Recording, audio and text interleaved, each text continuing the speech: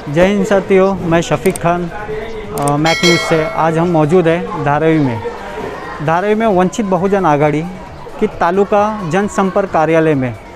कुछ दिनों पहले वंचित बहुजन आघाड़ी के पदाधिकारियों ने धारावी के विकास के मुद्दे पर कुछ सवाल उठाए थे। जगह जगह बैनर लगे थे, उन पे कुछ सवाल दागे गए थे कि धारावी का विकास कब? 35 सालों से कांग्रेस धारावी में मौजूद है। धारावी का विकास क्या?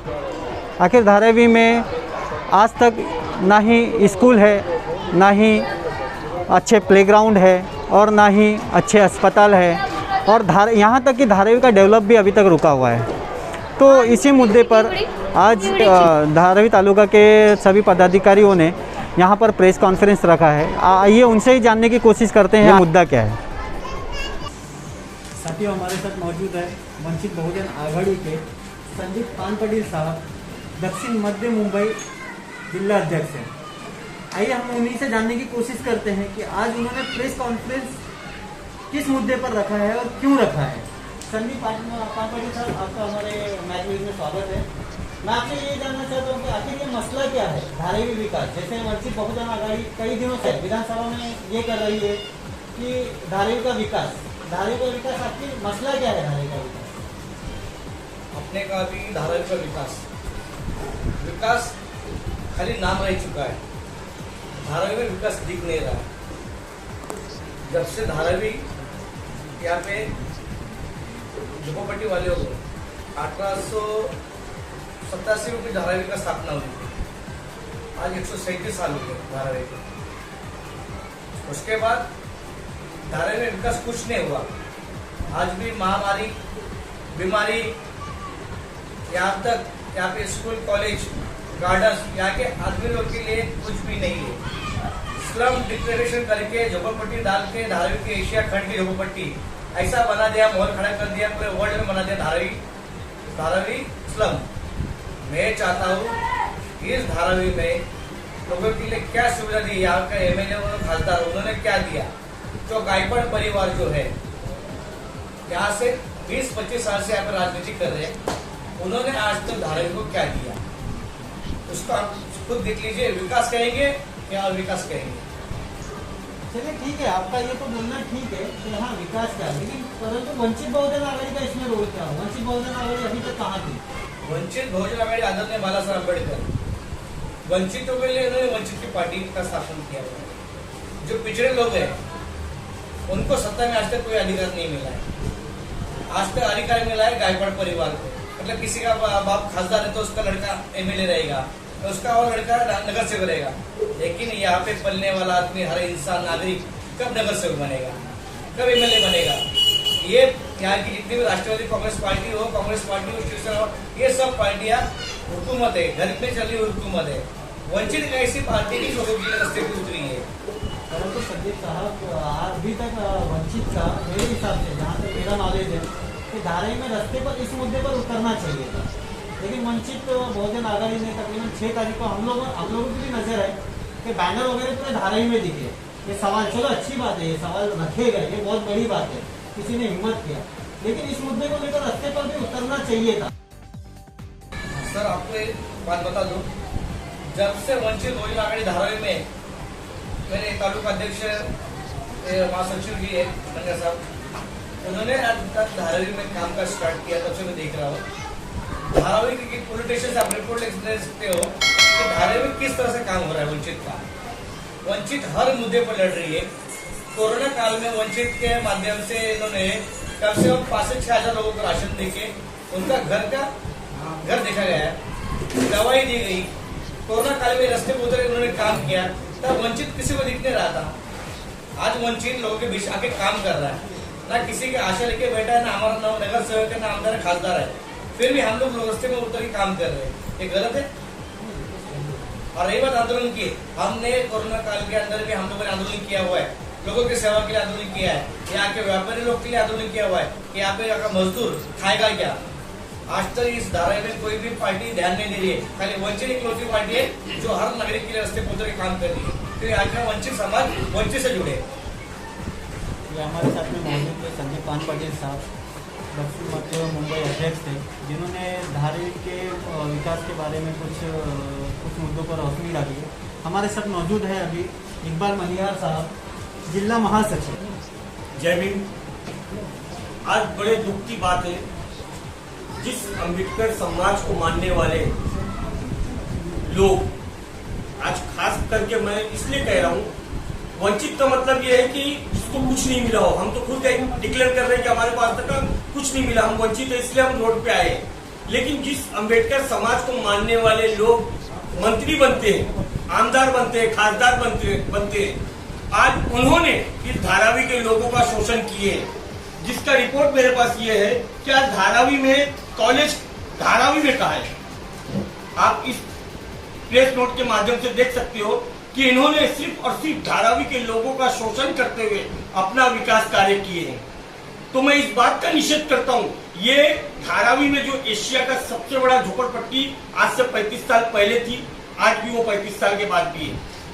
लेकिन मंत्री जो थे, जब आए थे इनके मरहूम पिताजी, तो धारावी में इनकी हाल जो मैंने सुना हूं कि इनके पास चप्पल नहीं रहा करता था, लेकिन आज ये वीआईपी ट्रीटमेंट भोग रहे हैं। तो धारावी की जनता क्या भोगेगी? आज धारावी की जनता के पास सिर्फ और सिर्फ टॉयलेट के नाम पे इतना टॉयलेट दे दिए कि इन्होंने अपने कार्यकर्ताओं को एक रोजगार दे दिए। यानी ये बताना चाहते हैं कि धारावी की जनता सिर्फ गंदगी फैला सकती है। धारावी की जनता, आज मेरा बच्चा पढ़ नहीं सकता है, आज अगर उसको पढ़ना है तो धारावी से बाहर जाए, तो धारावी में पेट्रोल पंप नहीं, धारावी में पार्किंग जोन नहीं, धारावी में हॉकर जोन नहीं। इसी तरीके से धारावी में जब बुनियादी सुविधा नहीं है तो ये बाबा साहब का नाम लेना बंद करे, क्योंकि इन्होंने बाबा साहब के विचारों का कत्ल किए हैं। इसका मैं निषेध करता हूं। क्या धारावी में एक अम्बेडकरी समाज का आमदार होने के बावजूद भी इन्होंने कभी भी अम्बेडकर विचार को नहीं मानी है? इसका मुझे दुख है। आज मैं बोलता हूं मैं अच्छा आदमी नहीं हूं, लेकिन धारावी के लिए अगर मेरे को मरना पड़ेगा तो भी मैं मरने को तैयार हूं।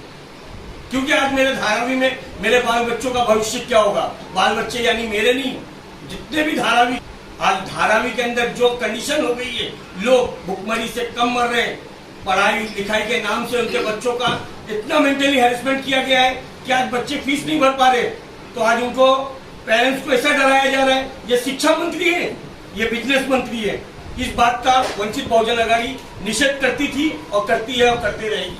मनियार साहब, आपने बहुत ही अच्छे तरीके से धारावी के मुद्दों को हमारे सामने रखा, परंतु आप अभी कागज दिखा रहे थे, वो कागज क्या है, मतलब क्या है वो? देखिए, फाउंडर स्वर्गवासी एकनाथ गायकवाड़ साहब, adviser Varshatai Gaikwad, managing director Tushar Eknath Gaikwad, ये यानी एक फैमिली है, इनका ये सब कॉलेज है।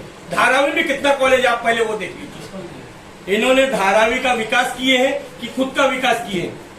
धारावी इनको आमदार बनाती है, धारावी इनको खासदार बनाती है, धारावी के जरिए ये मंत्री बनते हैं, लेकिन ये विकास किसका कर रहे हैं? आज धारावी की जनता ये पूछना चाहती है कि हम वंचित क्यों हैं? जैसे इन चीजों को निकालकर आपने इकबाल जी आपने हमारे सामने रखा, तो ये बहुत बड़ी बातें हैं, बहुत बड़ी चीजें हैं, प्लीज करना चाहिए पूरे मुंबई के अंदर। आपने अभी तक क्यों नहीं किया? देखिए, मैं ये पब्लिश करने का ही काम शुरू किया हूँ। मैं अपने जो मेरी औकात है, मैं उस औकात के हिसाब से काम करूंगा। ये मेरा कानूनन अधिकार है कि मैं पहले मीडिया के माध्यम से लोगों को जागरूक करूं कि आज धारावी की जनता के साथ क्या गद्दारी हुआ, क्या बेईमानी हुआ। इसके बाद अगर धारावी की जनता के न्याय नहीं मिलेगा तो मैं अपने आगे का कार्रवाई करूंगा, आदरणीय बाला साहब का आशीर्वाद लेते हुए। हमारे साथ में मौजूद थे इकबाल मनियार साहब, जिन्होंने धारावी के मुद्दों को बहुत अच्छे तरीके से सामने रखा। हमारे साथ में मौजूद है विनोद गैसवार साहब, तालुका अध्यक्ष है, धारावी तालुका अध्यक्ष। उनका इस मुद्दे पर क्या कहना है? 35 सालों से यहाँ पे आमदार रहने के बावजूद भी यहाँ के आमदार ने कोई भी काम ऐसा नहीं किया धारावी की जनता के लिए। अब मैं पूछना चाहता हूँ, मैं आपके चैनल के माध्यम से पूछना चाहता हूँ मैडम को कि आपने क्यों नहीं काम किया? धारावी की जनता को स्लम में रहना है क्या? परंतु विनोद साहब, वंचित बहुजन आघाड़ी इसके लिए क्या कर रही है? अब आगे उसका क्या है, इसका क्या होगा? इसके लिए लड़ाई लड़ेगी। धारावी की जनता को न्याय दिलाने के यहाँ के यहाँ हॉकर्स चाहिए, पार्किंग चाहिए, गार्डन चाहिए, यहाँ के लोगों को हॉस्पिटल अच्छा चाहिए, उस कॉलेज चाहिए अच्छा, इंटरनेशनल कॉलेज बाहर बनवा रहे, यहाँ पे कोई कॉलेज नहीं है, सब बाहर के लिए। यहाँ से तुम चुन के आते हो, बाहर तक करोगे, तो इसके लिए हम लोग आगे तक लड़ाई लड़ेंगे। हमारे साथ में मौजूद थे विनोद जायसवाल साहब, तालुका अध्यक्ष, और हमारे बीच में हमारी महिला धारावी तालुका अध्यक्ष मौजूद है सुषमा सोनी मैडम। आइए उनसे जानते हैं कि उनका इस मुद्दे पर क्या कहना है। सुषमा सोनी मैडम। सगळ्यांना नमस्कार। आज मी या ठिकाणी एक प्रश्न शासनाला, प्रशासनाला, खासदार, आमदार या सर्वांना विचारू इच्छिते की ही जी धारावी आहे ही पूर्ण एशियामध्ये एक झोपडपट्टी म्हणून बऱ्याच वर्षापासून प्रसिद्ध आहे आणि या धारावीमध्ये गेली 35 वर्ष काँग्रेस राज्य करते, काँग्रेसचाच आमदार आहे, काँग्रेसचाच खासदार आहे। मग असं असताना धारावीचा विकास का झाला नाही? धारावीमध्ये कॉलेज का नाही? धारावीमध्ये पेट्रोल पंप का नाही आहे? धारावीमध्ये व्यवस्थित हॉस्पिटल का नाही आहे? पार्किंग नाही आहे? मग हे सगळं देणं ही कोणाची जबाबदारी आहे? या आमदारांनी, खासदारांनी स्वतःचा विकास केला पण धारावीचा विकास नाही केला। मग धारावीचा विकास कोण करणार? ही कोणाची जबाबदारी होती? ही त्यांचीच जबाबदारी होती। आज आमच्याच वोटर बँकवर ते निवडून येत आहेत, आमदार होत आहेत, खासदार होत आहेत, केंद्रीय मंत्री होत आहेत, पण आम्हालाच फसवत आहेत।